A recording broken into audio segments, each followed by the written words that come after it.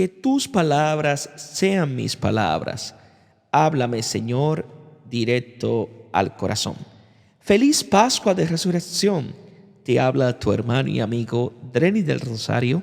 En esta sección, un solo evangelio. Vamos a leer el evangelio que corresponde al día de hoy, 2 de mayo. Está tomado el evangelio según San Juan, capítulo 10, versículo del 22 al 30. Y toda palabra de Dios la leemos en el nombre del Padre, del Hijo y del Espíritu Santo. Amén. Se celebraba por entonces en Jerusalén la fiesta de la dedicación. Era invierno. Jesús se paseaba por el templo en el pórtico de Salomón. Los judíos lo rodearon y le preguntaron: ¿Hasta cuándo vas a tenernos en vilo? Si tú eres el Cristo, dínoslo abiertamente. Jesús les respondió: Ya os lo he dicho, pero no me creéis. Las obras que hago en nombre de mi Padre son las que dan testimonio de mí, pero vosotros no creéis, porque no sois de mis ovejas. Mis ovejas escuchan mi voz, yo las conozco y ellas me siguen. Yo les doy vida eterna, no perecerán jamás, y nadie las arrebatará de mi mano. El Padre que me las ha dado es más grande que todos, y nadie puede arrebatar nada de la mano del Padre. Yo y el Padre somos uno. Palabra del Señor. Gloria a ti, Señor Jesús. Habla, Señor, que tu siervo escucha. Se celebra la fiesta de la dedicación. La fiesta recordaba la consagración del templo reconstruido por obra de Judas Macabeo después de la profanación de Antíoco Epifanes.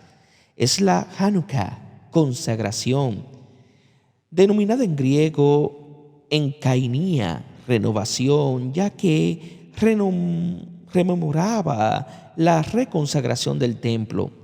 Es una fiesta similar a la de las tiendas, ligada a la consagración del primer templo de Salomón, en la que Juan sitúa su relato del capítulo 7 y el capítulo 10. Si bien es cierto que entre una y otra fiesta transcurría 3 meses, en el relato se pasa directamente de la una a la otra. Era invierno.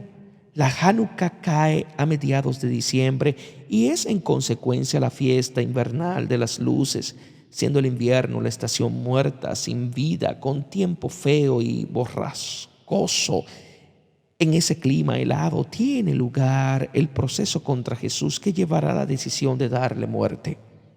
Todavía debe pasar una estación para que las flores aparezcan en los campos y la voz de la tórtola junto a la del amado se haga oír en la alegría de Pascua. Jesús se paseaba por el templo.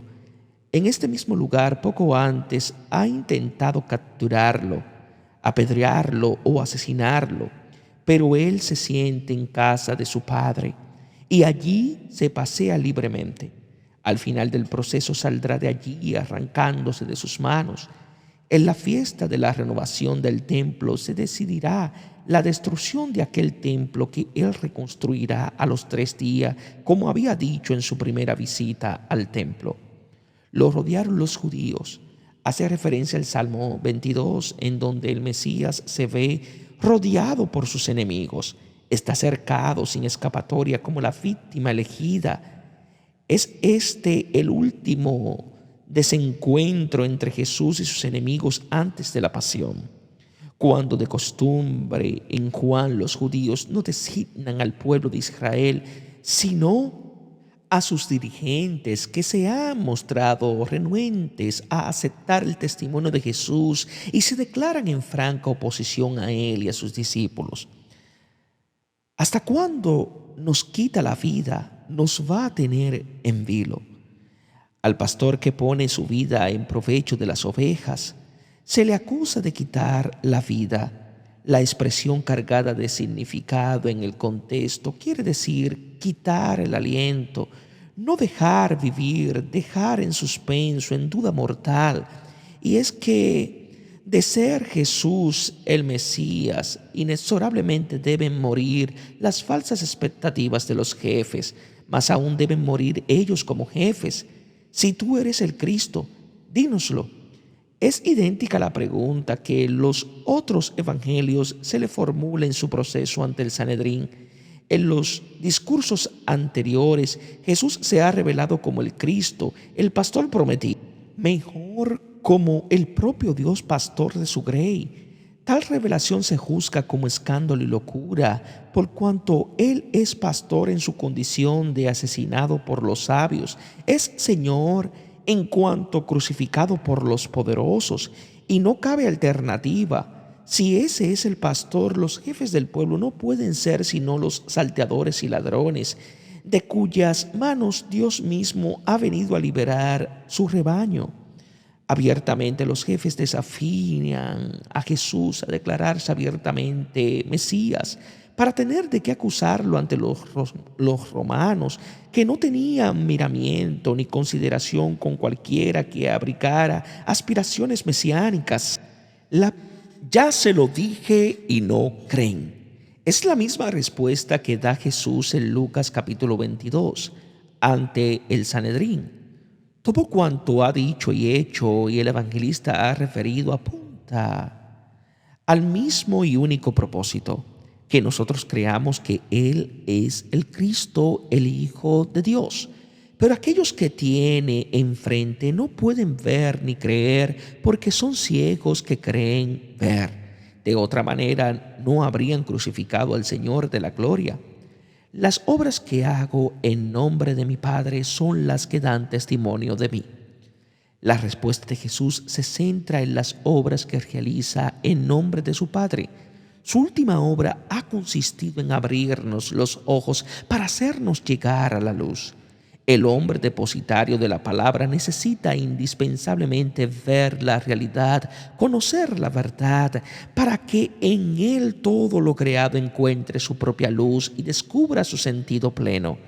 Dentro de poco llevará a cabo la obra de devolver la vida a Lázaro el muerto. Son sus acciones las que hablan en su favor.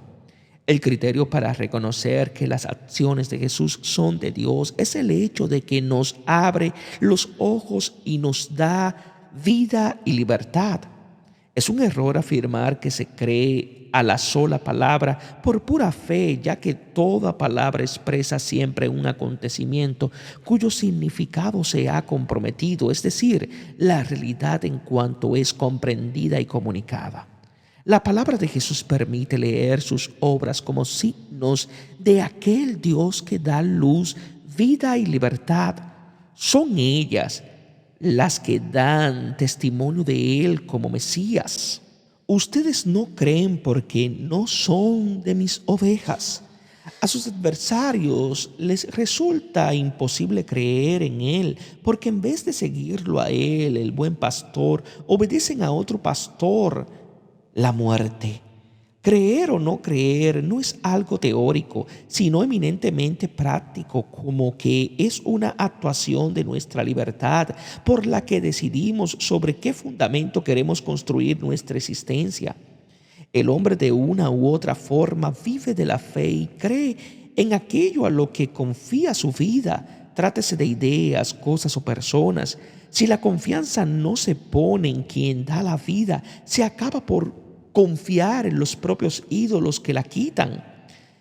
Sea cual fuere la actitud que se adopte frente a él, el hijo no rompe el diálogo con sus hermanos y por eso aún quien dice no creer está llamado a seguirlo, pues todos somos suyos, predestinados a ser hijos en el Hijo.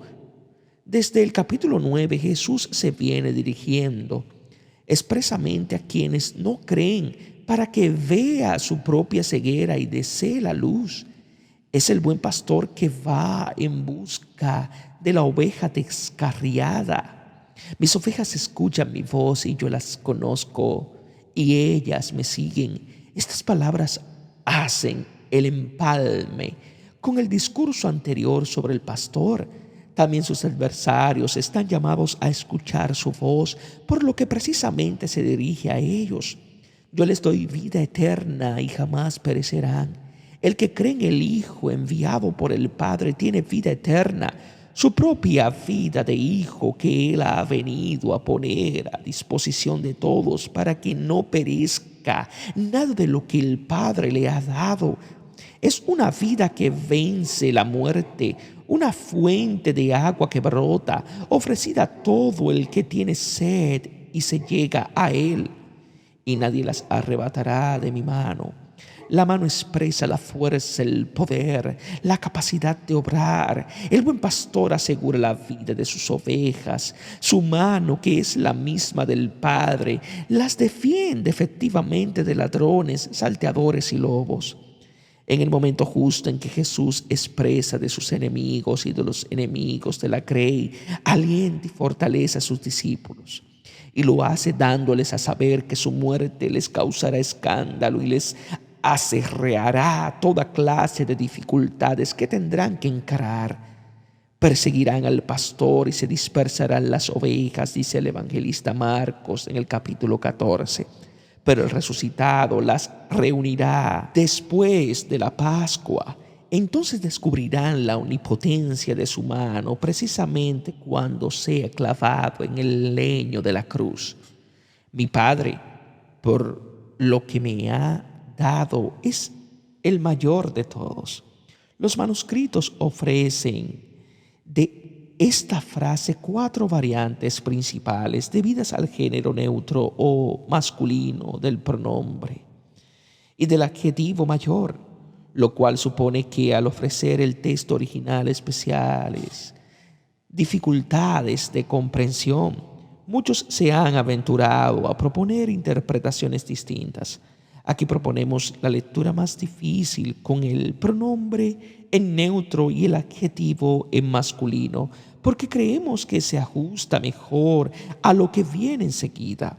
Otra lectura con el pronombre y el adjetivo concordado en, a lo que, en lo masculino, que bien se acomoda al contexto y puede ser una simplificación inteligente. Suena así: mi Padre, que me ha dado las ovejas, es mayor que todos. Una tercera lectura con el pronombre y el adjetivo armonizante neutro. Lo que mi Padre me ha dado es mayor que todo, no se adapta bien al sentido. Finalmente, una cuarta con el pronombre masculino y el predicado en neutro podría traducirse: mi Padre que me ha dado las ovejas es algo mayor que todo. El significado de fondo permanece de todos modos invariable. El poder del Padre y del Hijo en favor de las ovejas es superior al de todos los ladrones y asaltantes, y nadie puede arrebatarlas de la mano del Padre. Antes se hablaba de la mano del Hijo, ahora de la del Padre, para concluir inmediatamente después que Padre e Hijo son uno, por eso su poder es el mismo.